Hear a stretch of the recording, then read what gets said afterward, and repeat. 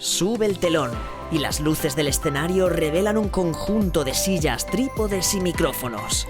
Los murmullos del público comienzan a silenciarse. Estamos preparados. Arranca Rompiendo Escenas.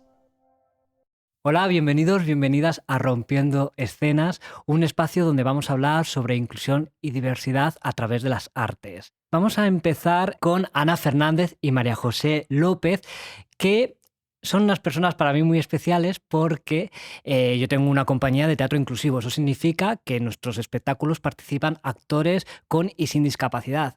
Y claro, pues entre estos actores están Ana Martín y Álvaro Olmedo, que tienen síndrome de Down, y yo a ellos los conozco perfectamente porque contacto con ellos pues, en los ensayos, en las giras, pero esta vez me gustaría conocer otro punto de vista, el de sus madres. Así que por eso estáis aquí. Ana, María José, bienvenidas. Gracias. ¿Qué tal? ¿Todo bien? ¿Nerviosas? Sí, ¿Un poco? Bueno, muchas gracias. Mira, vamos un poco a ponernos en situación. María José, tú eres la madre de Álvaro. Que es actor en Pinocho el musical, también participa en Peter Pan, un musical muy especial, de Candileja Musicales para Todos. Y en el caso de Ana, su hija es Ana Martín y ella es protagonista en Dumbo el musical y también está ahora mismo en La Casa de Bernarda Alba, ¿no? Dentro de nuestra campaña escolar Hoy Toca Teatro. Bueno, ¿cómo hasta la fecha? Claro, Ana tiene ¿cuántos años? 41. 41. ¿Y Álvaro? 25. 25 años. ¿Cómo está siendo vuestra experiencia como madres hasta la fecha? ¿Cómo lo definiríais? Ana, por ejemplo. Pues como madre la experiencia yo puedo decir que de verdad ha sido muy enriquecedora, pero muy dura. Ha sido muy difícil llegar aquí. No es lo mismo nacer en el 2024 que en 1982. La vida ha cambiado afortunadamente mucho y buena parte de ese cambio se debe, sin ponernos laureles, de forma sencilla, a las madres que hemos trabajado sin descanso para conseguir que tuvieran centros de educación especial, que tuvieran lugares de desarrollo y apoyo.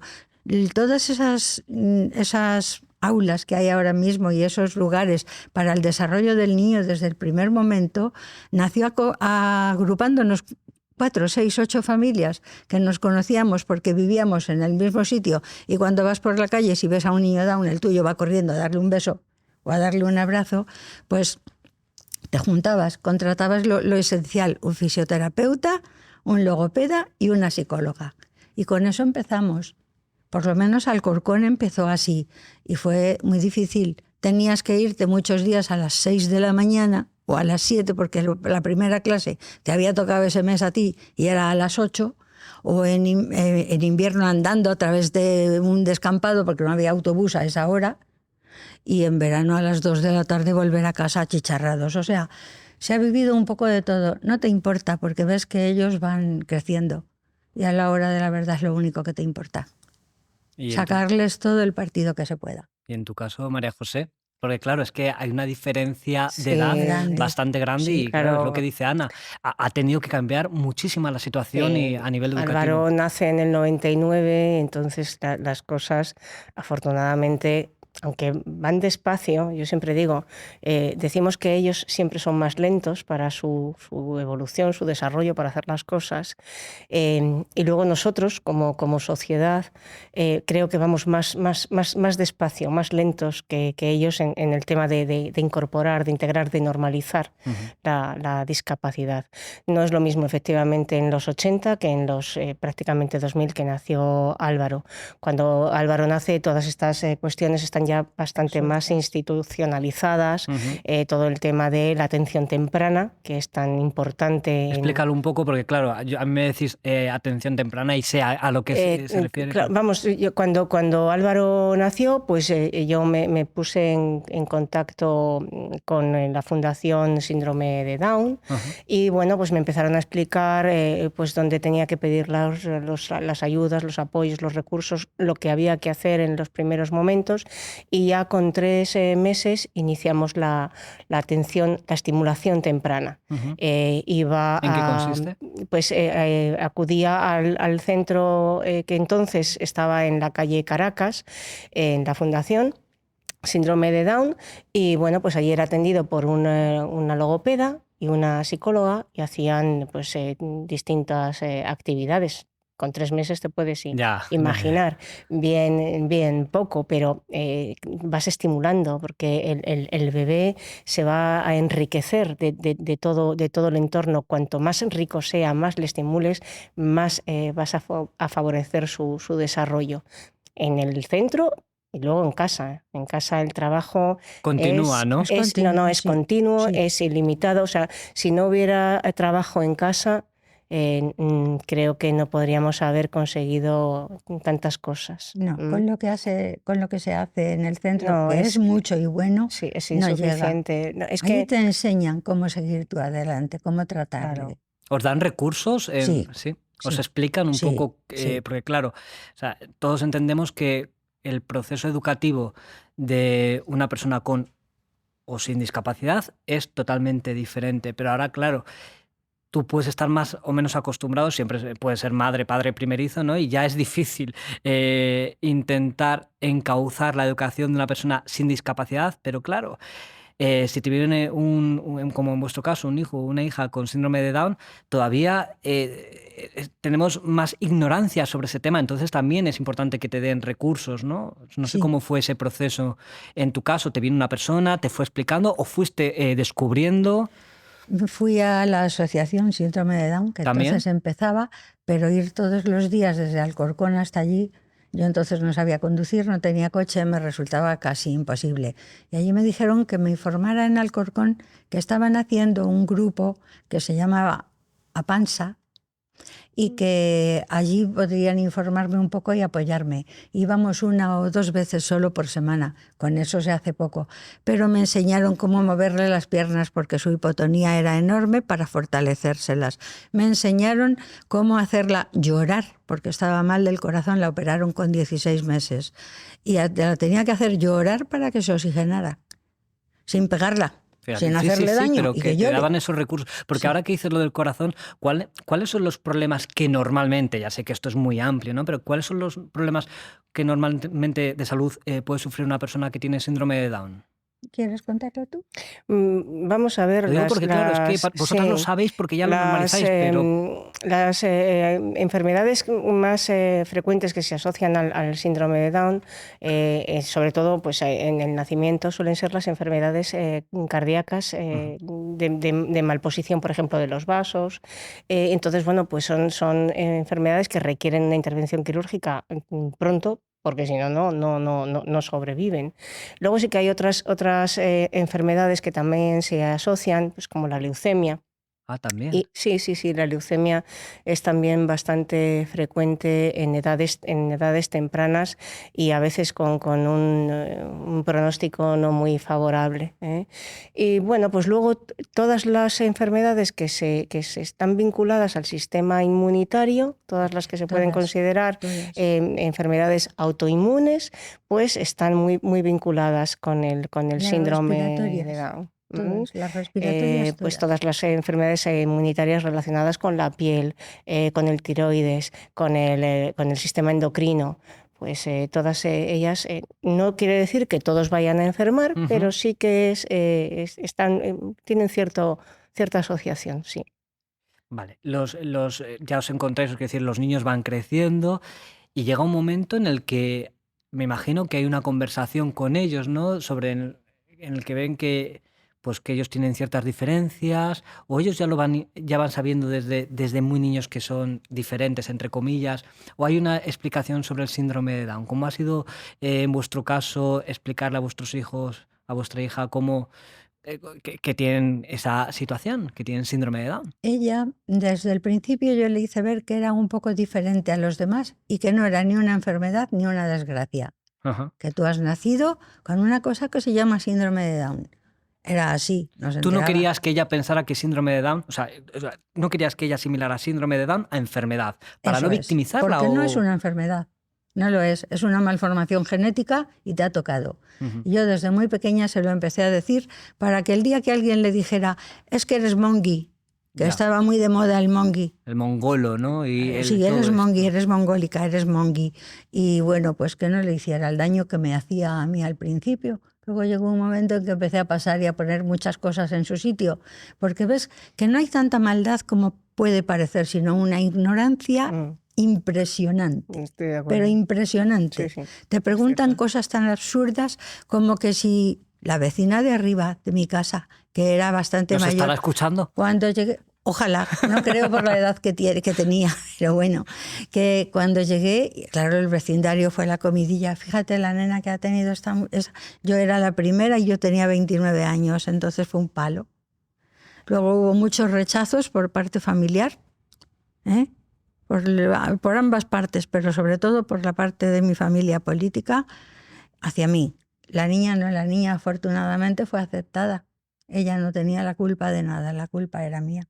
Ah, muy bien. Así que ahí llegamos. Yo es que claro, mi experiencia con Álvaro ha sido muchísimo más tranquila y relajada.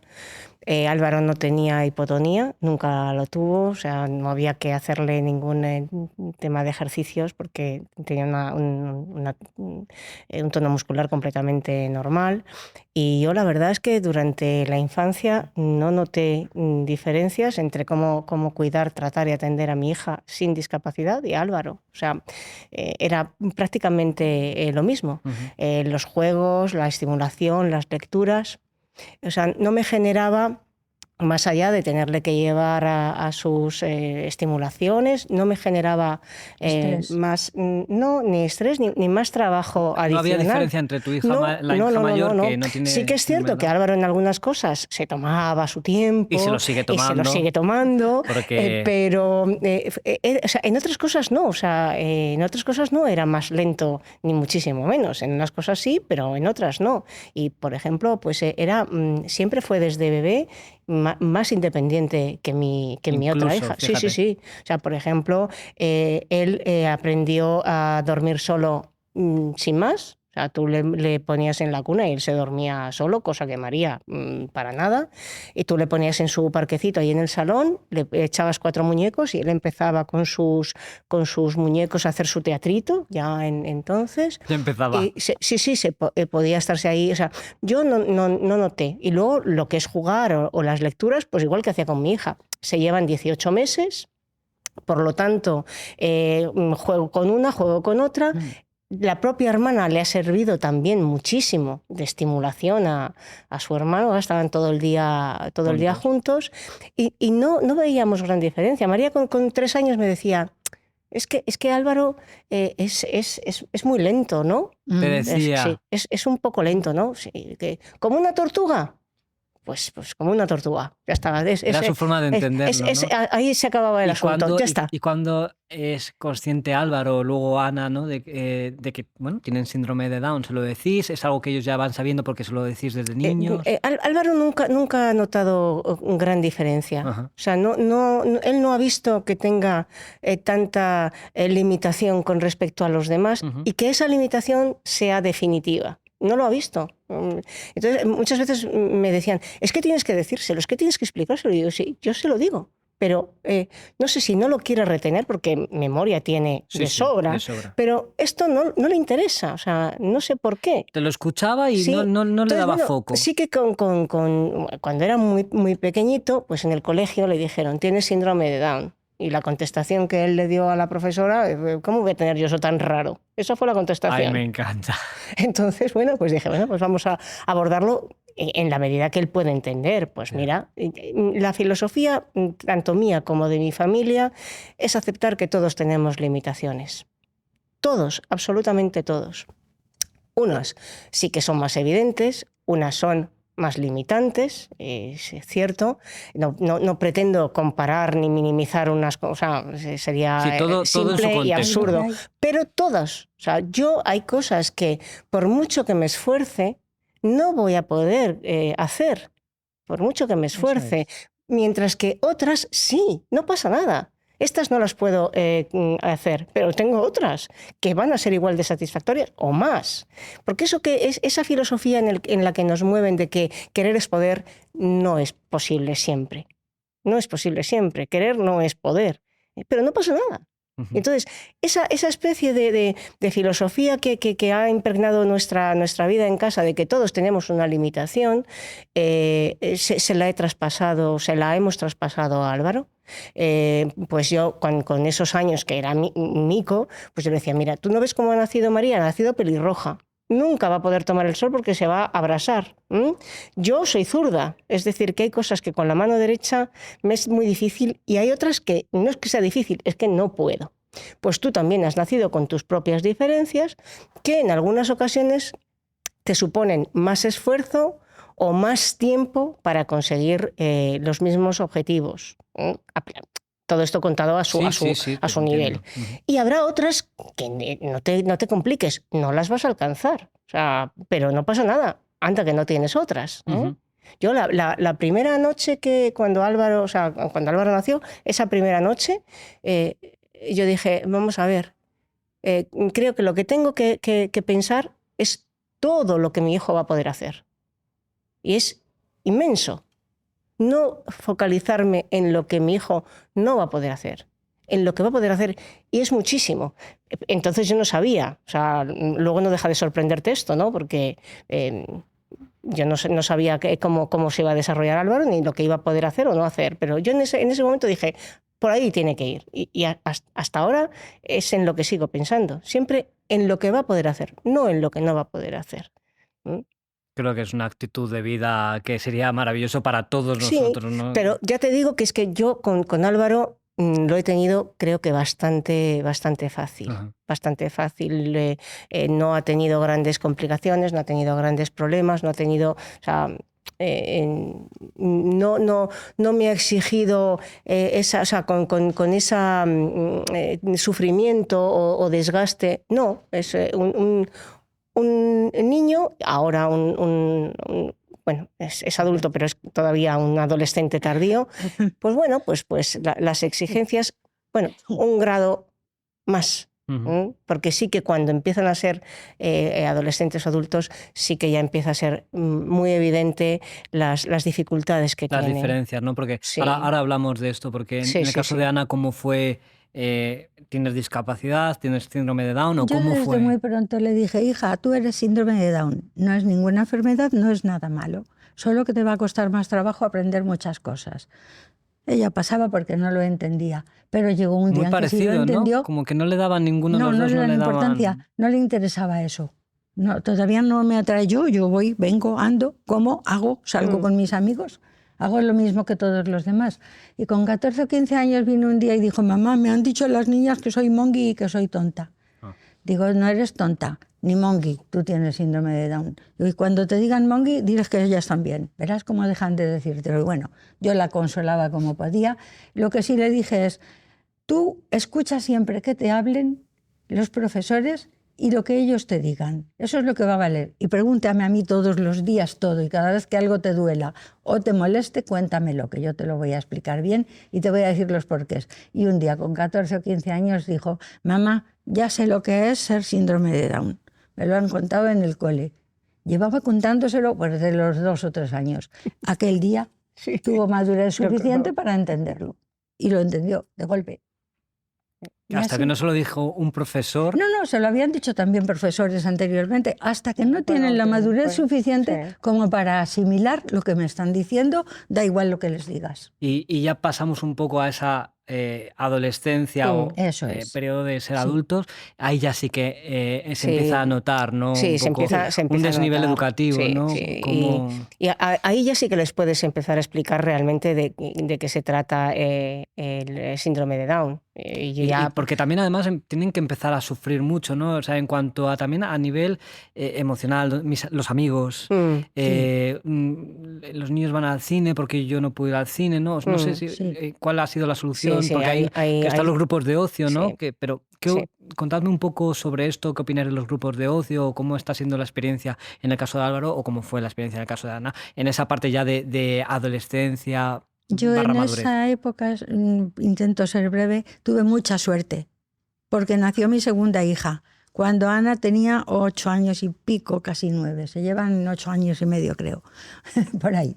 Y nació mi segunda hija, historias de la vida, mientras que una es síndrome de Down, la otra me dijeron que era superdotada. ¿Y cómo es posible? El médico decía, ¿cómo es posible que el ser humano con el mismo material genético haga dos cosas tan diferentes? Me daban ganas de mandarle a la porra. Pero bueno, pero tenía es su que... razón, porque el hombre no me lo decía nunca con maldad, al revés. Tuve mucho apoyo en un médico que duró muchísimos años. El asunto, su hermana. Su hermana, cuando ella tenía 8 años, tenía 8 meses. Enseguida empezó a andar, enseguida como niña muy lista empezó a darse cuenta de todo. Y tuve el apoyo más grande y el aprendizaje más grande que se le pueda dar a nadie en su hermana, porque la hermana lo veía venir todo enseguida y se lo explicaba a ella a su manera.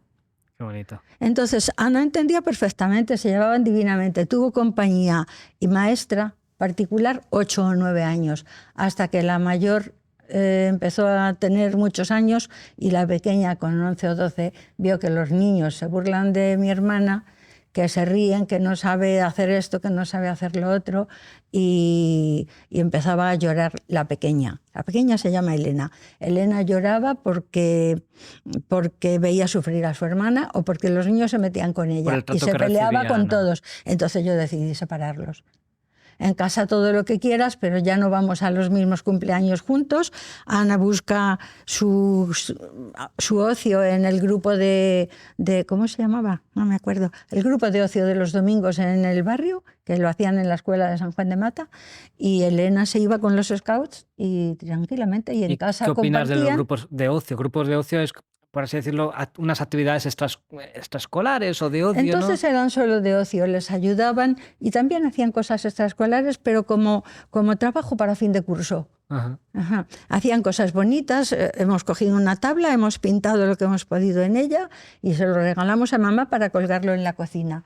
Y desde siempre fue artista, Ana. Trabajo de manualidades. Artista a más no poder. Salidas a cines, van al zoo. Les llevaban al cine cuando ya eran un poquito más mayores, hacían baile allí en la parroquia, en las salas que tenían libres para distintas actividades, pues hacían baile y pasaban los domingos. ¿Quiénes les atendían? Voluntarias. Voluntarias que estaban finalmente aprendiendo educación especial y al principio madres y padres. Es que son 20 años que hay entre Ana y tu hijo. Una diferencia tan impresionante en todo que según vas hablando me voy quedando... Hay que seguir porque no está ni todo hecho ni todo conseguido. Y si en 20 años de no tener prácticamente nada se ha llegado a esto, pues que a las mamás que tienen ahora muchachitos pequeños con síndrome de Down les entre en la cabeza que no pueden quedarse sentadas y quietas, que hay que seguir exigiendo. Hay que seguir exigiendo, porque si lo pides quedamente, se queda quedamente en el saco del olvido. Hay que trabajar, hay que luchar por ello. La integración se puede hacer mucho mejor de lo que está ahora mismo, pero me parece que me estoy metiendo ya en otro tema. Luego hablamos. Entonces claro que sí. Lo dejamos ahí. Y en el caso, por ejemplo, de Álvaro, ¿cómo está siendo esa parte de adolescente, paso a la madurez? Sí que pasamos también por los grupos de ocio. No tuvieron éxito, la verdad. No tuvieron éxito, no le interesaba. Es que Álvaro se aburría, porque claro, en los grupos de ocio hay mucha diferencia en los chicos. O sea, pues hay algunos que tienen más afectación, menos afectación, en fin. Entonces Álvaro se aburría. Álvaro es una persona que le gusta hablar muchísimo. Sí. Además, como yo digo, habla de todo. O sea, pues bueno, le gusta hablar de películas, le gusta hablar de política, en la medida en que él sabe. Sí que conoce muchas cosas. A mí me sorprende porque cuando sale a lo mejor un actor, sabe quién es, sabe en qué películas ha estado. Claro. Sí, este es de Tarantino, este hizo de trabajo con Tarantino, este no sé qué. Bueno, es alucinante. Entonces, él busca un grupo así, en el que él pueda hablar. ¿Qué ocurre? Que muchos chicos con síndrome de Down, sus habilidades sociales no están muy desarrolladas. No suelen hablar. Yo lo veía cuando iba, por ejemplo, a los cumpleaños ya con chicos con síndrome de Down, porque a partir de los 12 años, olvídate, ya no le volvieron a invitar a los cumpleaños del colegio. No, a partir de los 12 años ya eso se cortó. Pero bueno, cuando empezó a ir a la Fundación Síndrome de Down con chicos con síndrome de Down, pues ¿qué hacían? Se sentaban, empezaban a jugar con el teléfono y claro, Álvaro dando vueltas por allí, al final ¿con quién emprendía la hebra? Con los padres. Ya. Pues sí, pues a mí me gusta esto, pues no sé qué, ¿te gusta Pink Floyd? O sea, de lo que fuera. Los padres encantados porque decían, pues no es muy frecuente que un chico con síndrome de Down sea tan hablador o tan comunicativo. Pero Álvaro siempre ha sido así. O sea, con 3 meses, cuando íbamos a la fundación con la atención temprana, la psicóloga me dijo, tienes a un seductor. Álvaro es un seductor y así ha sido. O sea, siempre en el colegio, en todos los sitios siempre me han dicho que su habilidad más importante es la habilidad social. Sí. O sea, no tiene ningún problema. Ahora está cambiando un poco, ¿no? Pero cuando hasta hace 2 años, pues es que habla con todo el mundo se relaciona, con todo el mundo dice, a todo el mundo pregunta, de todo el mundo se sabe el nombre, siempre tenía algún comentario positivo, ahora ya no está así, pero bueno, antes sí bueno, que... procesos como cualquier persona. Antes sí que era así, hasta, pues no sé, ya te digo, hace pues como 2, 3 años, pues... Pero ahora, aunque ya no es como antes de positivo, de tal, pero sí que guarda todavía esa facilidad para la comunicación y la habilidad social, que no es frecuente en las personas con síndrome de Down. Entonces, claro, estos grupos, pues a él pues no le decían... No le ha servido. No le han servido. Entonces, él sí que ahora una de sus frustraciones debidas o como consecuencia del síndrome de Down es precisamente el no tener un grupo de amigos. Un grupo de amigos en el que él encaje, que realmente se sienta cómodo y a gusto. Y también el no tener pareja. O sea, eso es una frustración que lleva con bastante pesar. No la tiene y además él te habla de las dificultades que parece que va a tener, no ahora, sino también en el futuro. O sea, él ya es consciente de esa dificultad. Claro, como él dices. además ve que lo otro, claro, su hermana, ¿no? Y claro, dice, y yo nada. Y yo nada. Bueno, yo creo que también, como todo ha evolucionado, todo seguirá evolucionando y a lo mejor los grupos de ocio serán cada vez más... Tiene que desaparecer. ¿Tú opinas cambiar por completo? Que tienen que... O sea, un poco por ir terminando, ¿qué cambios realizaríais cada una de vosotras que creáis que podrían mejorar la calidad de vida de personas con síndrome de Down? A lo mejor en la parte, tú dices, de ocio, que a lo mejor crees que deberían desaparecer, no serían grupos de ocio, sino grupos inclusivos, ¿no? Donde se mezcle gente o de integración, como lo quieras llamar. No lo sé, ¿cómo? Yo eso lo veo muy difícil. ¿Lo ves complicado? Yo, a día de hoy, no he visto... realmente personas sin discapacidad que sean amigas, verdaderamente amigas de personas con discapacidad. O sea, son compañeros de trabajo, se tratan muy bien, los consideran uno más, pero no son amigos. Ya. O sea, no quedan para tomarse unas cañas, no quedan para salir a cenar, mientras que ellos sí. O sea, Álvaro, por ejemplo, pues claro, en cuanto que ve a gente y que le hace un poco de caso, se vuelca y dice, pues, ¿sabes? Y yo le digo, vamos a ver, Álvaro, son tus compañeros de trabajo. Van a ser muy buenos compañeros de trabajo. Te lo vas a pasar muy bien con ellos. Sí, y vas a conectar y vas a ir y tal. Pero lo de que sean amigos, claro, a lo mejor es porque llevas poco tiempo, a lo mejor nunca sabemos cómo va a evolucionar esto. Y hay algo también educativo en las personas que no tenemos discapacidad. Yo no lo he visto, ¿sabes? O sea, ya te digo que, pues sí, los acogen, los dan, en el mejor de los casos, no siempre es así, pero en el mejor de los casos sí, que bien, que tal, que cual, pero amigos no. Ojalá que eso, amigos no. Entonces, que eso cambie. Tienen ahí su especie de gueto, que creo que ya debería de estar ampliamente superado, pero sigue estando así. Los down con los down. Y además te voy a decir otra cosa. Es increíble la discriminación que hay entre los síndromes de Down y el resto de las discapacidades. Sí. es sorprendente. La cara. Porque ¿sabes qué pasa? Los síndrome de Down lo llevan en la cara y en el cuerpo. Y los Entonces, demás no. eso es como si dijéramos, es peor. Porque si yo tengo un hijo o una hija que tiene discapacidad, pero no se le nota, amigo, eso es estupendo. Porque nadie se da cuenta, a no ser que entre ya en más profundidades. Entonces, cuando mi hijo, por ejemplo, ha intentado iniciar una relación afectiva, o sea, amistosa, no afectiva no romántica, porque en principio es amistosa, no sabes luego eso cómo va a desembocar. Ha sido, o sea, con chicas que tienen una discapacidad pero no tienen síndrome de Down, es decir, que su facies no es una facies como la de cualquier otro, ha sido rechazado. Más que por la chica, por la familia. O sea, lo que volvemos además, a la parte claro, educativa del resto. En cuanto que hay cualquier proximidad, lo cortan. Sí. Sí. Y en tu caso, Ana, ¿qué cambios crees que a lo mejor podrían ayudar un poco? Lo que he dicho antes de las madres, que sigamos trabajando. Me refería a eso. Hay una parte que está muy bien resuelta ya y muy bien cubierta, como es la infancia. Está bastante bien, incluso la inclusión en el colegio tiene muchas cosas que mejorar, pero está a años luz lo que se hacía antes. O sea, ha mejorado mucho, pero mucho. Y al hablar de que las madres tenemos que seguir trabajando y luchando duro... Las madres y los padres, y ¿no? los padres. Que vosotros estáis aquí como representación de madres, Sí, pero que también se pongan las pilas. Digo madres casi siempre porque en mi momento, en mi época, si había una reunión de padres y éramos 40 familias, había 40 madres y 4 o 5 padres, cuando había suerte. Ya. Entonces, yo he trabajado y he hablado y me he relacionado y he trabajado por la niña y por las personas con discapacidad en general como madre. Como madre.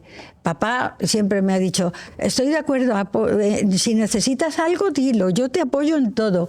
Yo, al extremo de que a lo mejor íbamos al médico y decía, espera, no te marchas ahora al baño, espera que entra tú, que yo qué le cuento a este hombre si me preguntan. Ya. Y sin embargo la adora, y son uña y carne. No hay en el mundo nadie que esté más unido que Ana y papá. Nadie.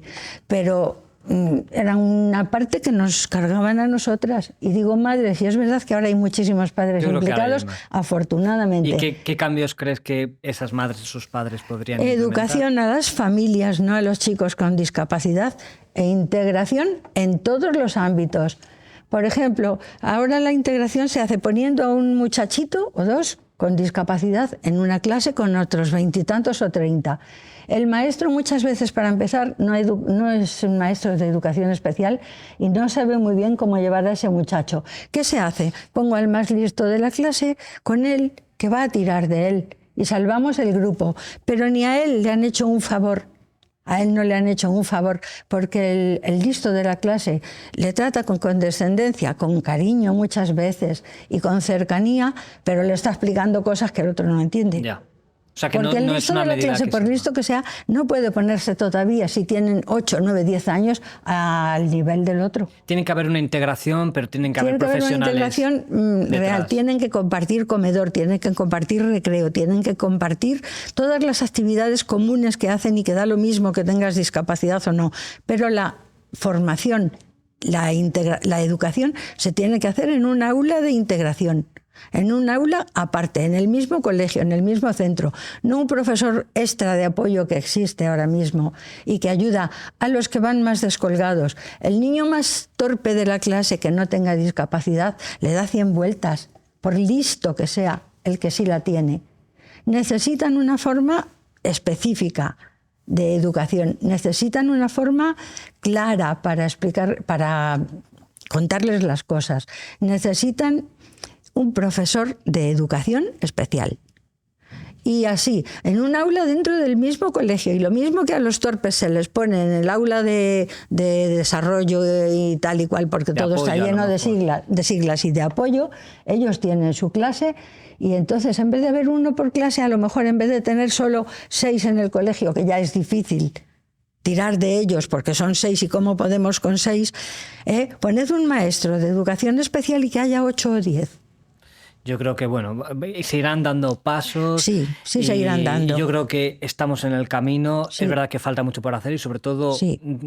me quedo mucho que hay una parte que se puede hacer de educación hacia las personas con discapacidad, pero creo que hay una gran parte de educación hacia las Hacia las familias, las personas familias que comunes no y corrientes. Sí, que no tienen discapacidad. Y yo creo que puede cambiar mucho nuestra visión hacia ellos. Yo creo que este ratito que hemos estado nos ayuda mucho para conocer otra realidad, como es la crianza. Hemos hablado desde cuando nace, ¿no? a su infancia, adolescencia.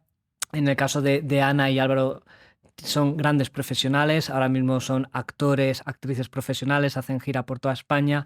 Yo creo que ellos están felices, ¿no? Desarrollándose profesionalmente y ojalá que sirvan como ejemplo para otras personas, para tanto con discapacidad y sus familias, para ver, como tú decías, María José, todo lo que ellos pueden hacer, porque quizás nos tendríamos que centrar en eso. ¿Queréis decir alguna cosa que se os haya quedado en el tintero para despedirnos? Porque se han dicho cosas. Que abran la mente, que no les miren como bichos raros, que se den cuenta de que no es tan difícil llegar a ellos ni conseguir respuesta de ellos, que son muchachos con muchísimas capacidades que nadie ha intentado desarrollar en ellos porque no han tenido el método apropiado. ¿Y María José? Bueno, a mí me gustaría acabar con todas las ideas equivocadas sobre el síndrome de Down. Me parece maravilloso. Me gustaría que dejáramos de pensar, pues cuando lo veo, por ejemplo, en películas, en teatro, esos seres angelicales, buenísimos, que tienen discapacidad, pero tienen una cualidad extraordinaria que hace que todo sea, o sea, no sé, vamos a hacerlo más normalizado, más real, aprovechando efectivamente esta corriente de la aparición de personas con síndrome de Down en las artes escénicas, en los teatros. Pues vamos a aprovechar para mostrarlos de una manera normalizada, positiva, que aparezcan siendo competentes, no solamente mirar las limitaciones, sino ver que son realmente competentes en muchas cosas. Porque creo que esto puede explicar, hacer entender mejor la discapacidad y promover actitudes positivas y de acercamiento, pero con ideas reales. No son, que no los idealicemos. No son niños eternos, no son siempre cariñosos, no son esos seres angelicales que les da por poner en algunas obras, porque no es así. Ni falta que hace. O sea, son humanos. No tienen por qué ser ni tú eres así, ni tú eres así, ni yo soy así, ni falta que hace. Somos como somos, unas veces adorables y otras francamente insoportables.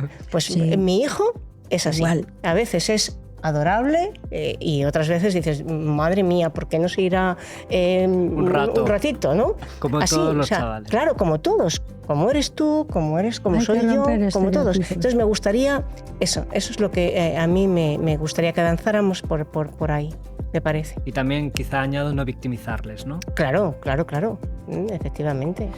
Bueno, queda muchísimo por hacer, pero se van dando pasos. Y queda muchísimo por contar. Pero bueno, esto puede ser una oportunidad. Parte 1. Claro, como hoy has empezado diciendo que es parte 1, quién sabe si puede haber parte 2, con otras personas que puedan venir a enriquecer con su experiencia. Cada uno con su experiencia, ¿no? Muchísimas gracias por este rato, de verdad. Yo creo que es muy válido y para ir abriendo caminos hacia otras realidades, como digo, y conocer vidas que las tenemos al lado y que muchas veces no queremos ser conscientes de lo que hay a nuestro lado. Y debemos de trabajar conjuntamente, ¿no? Para que la calidad de todas las personas que estamos en esta sociedad pues sea igual de buena para todos. Muchas gracias, de verdad. Así será, seguro. Gracias.